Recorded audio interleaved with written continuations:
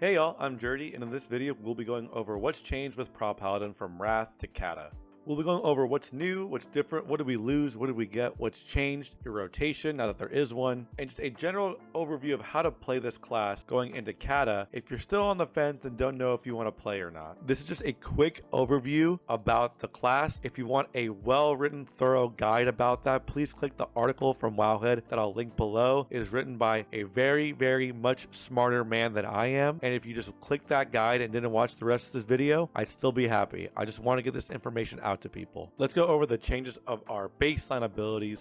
Crusader Strike is now a baseline. It's not a ret ability only, and it is something we use for our single target rotation. Holy Shield is not something we keep infinitely up. It has a 30-second cooldown now and only lasts for 10 seconds. Ardent Defender is no longer a passive cheat death. It is an on-use 3-minute cooldown, reducing our damage by 20%. Divine Protection is now a 1-minute cooldown that only decreases our damage by 20%, no longer 50. Divine Guardian is now so far down the Prot tree that only Prot Paladins will have it. Divine Plea only increases our mana by 12% over 9 seconds and now has a 2-minute cooldown. Divine Light is a new heal. Seal of Vengeance got reworked to Seal of Truth. It's the main seal we use. Seal of Light got reworked to Seal of Insight. It's a combination of Wisdom and Light. These are really the only two seals we're going to use as Prot Paladin. Consecration is not something we keep up infinitely anymore. It has a 30-second cooldown and only lasts 10 seconds. Holy Wrath attacks all targets and it's going to be a part of our rotation. And we have a kick ability called Rebuke. We've also lost some of our blessings. We only have Blessing of Kings and Blessing of Might now. And most of our util abilities have stayed the same, going from Wrath to Cata. No longer do we have individual resistance auras. It's all built into what's literally called Resistance Aura.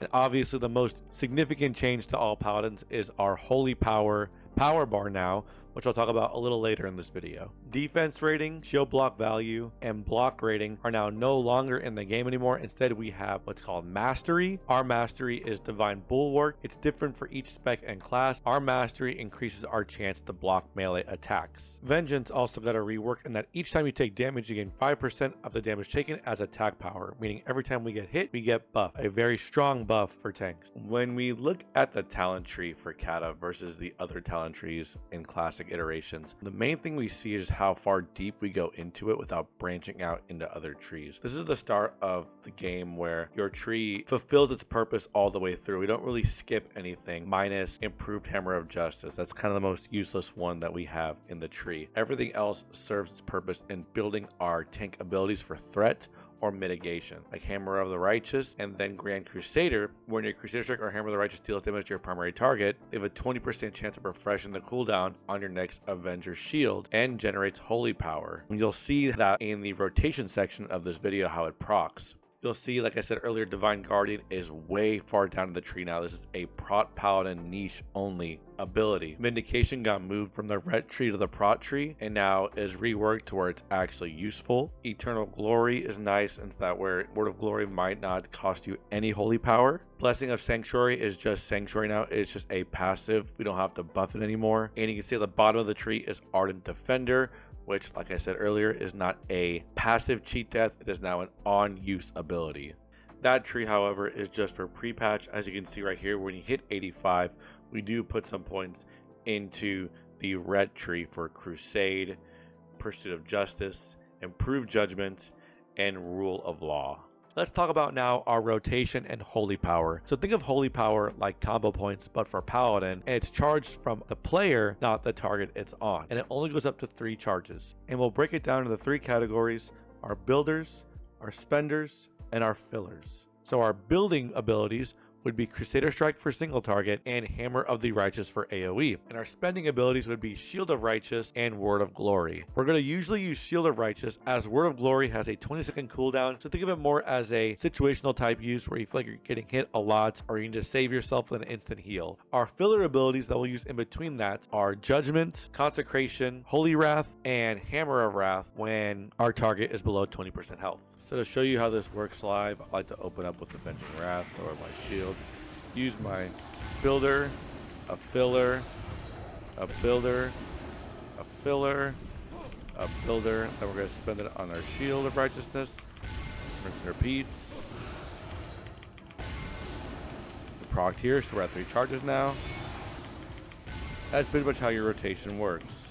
Holy Wrath is good for both single target and for AoE, same with Consecration, whereas Judgment is a single target ability only. Now, is Prot Paladin the best tank spec in the game?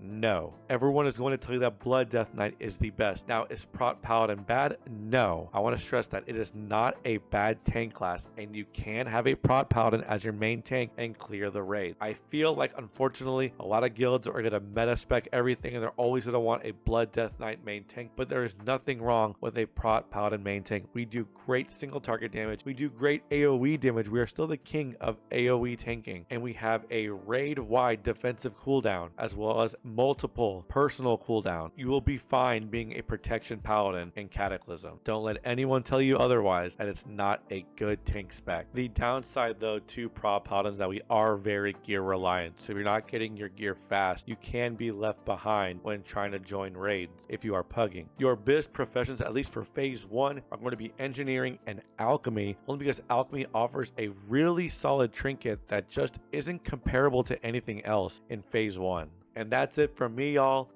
If you want a more detailed guide, like I said, go click that article and upvote it if you have a Wowhead account, or join the Light Club Discord, where there are people way smarter than me to give you info. You can leave questions and comments down below. Are you looking forward to Cataclysm? Are you going to play Cataclysm? Or are you just waiting until Mr. Pandaria? I'm going to give it a shot, as I've played Classic TBC as a Prot Paladin and Classic Wrath as a Prot Paladin. So I'm going to go forward and see what Cata's all about. I've heard Firelands is a super fun raid. As always, thanks for stopping by. Thanks for saying hi. Follow me on twitch.tv/TurdyJD. And as always, I'll see y'all next time.